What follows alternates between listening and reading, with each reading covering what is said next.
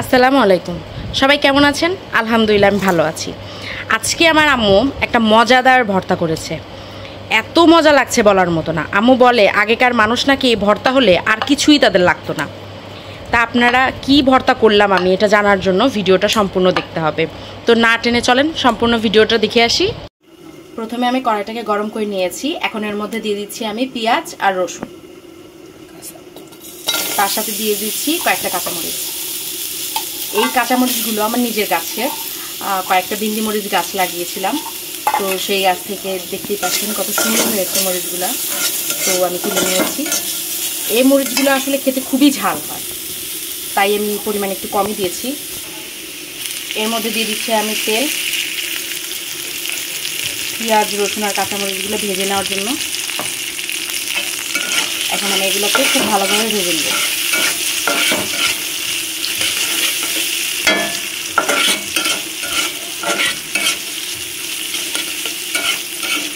যে কোনো ভর্তায় ঝালটা খুবই ইম্পর্ট্যান্ট।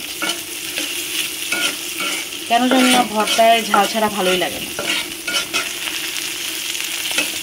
আমি নেড়ে একটু ভালোভাবে ভেজে নেব। দেখতেই পাচ্ছেন আমার পেঁয়াজ রসুন কাঁচামরিচ ভেজে নেওয়া হয়ে গেছে। আমি একটু নরম করে ভেজে নিয়েছি। বেশি মচমচে করলে এটা মাছের সাথে ভালোভাবে মিশতে চায় না, সেজন্য আমি একটু নরম করে ভেজে এখন এটাকে তুলে নেব। এর মধ্যে দিয়ে দিচ্ছি আমি চান্দা মাছ।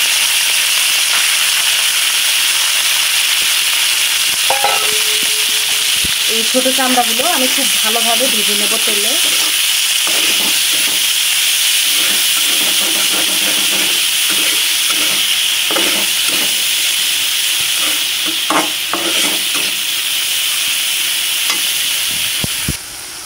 এর মধ্যে দিয়ে দিচ্ছি আমি সামান্য পরিমাণে হলুদ।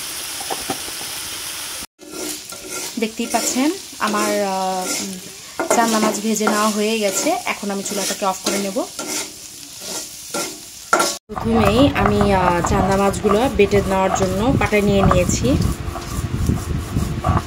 আম্মুর কাছে শুনেছি আমার এক নানু ছিল যে এই চান্দা মাছ খুবই পছন্দ করত। তার নাকি এই চান্দা মাছ হলে আর কিছু লাগতোই না। আর এই ভর্তাটা এত মজা লাগে যে আপনি আরামায়েসে 2 প্লেট ভাত একেবারেই খেয়ে ফেলতে পারবেন। এত মজা হয় এই ভর্তাটা। তো আপনারা দেখতে থাকেন আমি ভর্তাটা কীভাবে বানাচ্ছি। এই চান্দা মাছ কিন্তু খুবই সাবধানে বাটতে হবে, তার কারণ হচ্ছে এটার অনেক ছোট ছোট কাটা থাকে। এর মধ্যে এখন আমি নিয়ে নিয়েছি ভেজে রাখা পেঁয়াজ রসুন আর হচ্ছে কাঁচামরিচ। এর মধ্যে সামান্য পরিমাণ লবণ দিয়ে দিলাম। এখন আমি সম্পূর্ণ পেঁয়াজ রসুন এবং কাঁচামরিচ বেটে নেব। দেখতেই পাচ্ছেন আমি খুব সুন্দর করে বেটে নিয়েছি, একদম মিহি করে। এখন আমি এটা বাটিতে তুলে নেব। ভর্তা বানানোর শেষে পাটায় এরকমভাবে ভাত মাখিয়ে খেতে যে কী মজা বলে বোঝানো যাবে না।